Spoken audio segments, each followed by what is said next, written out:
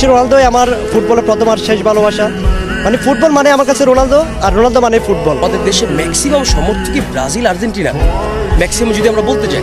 তো রোনালদোর মতো একটা পার্সন বা রোনালদোর মতো একজন খেলোয়াড় যখন নাকি আমাদের মধ্যে একটা মোটিভেশন যোগায় বা ইন্সপায়ার আমাদের করে, যে শুধুমাত্র ওই ব্যক্তিটার কারণে আমরা পর্তুগাল দেশটাকে ভালোভাবে চিনি, ভালোভাবে তার খেলা দেখতে পারি।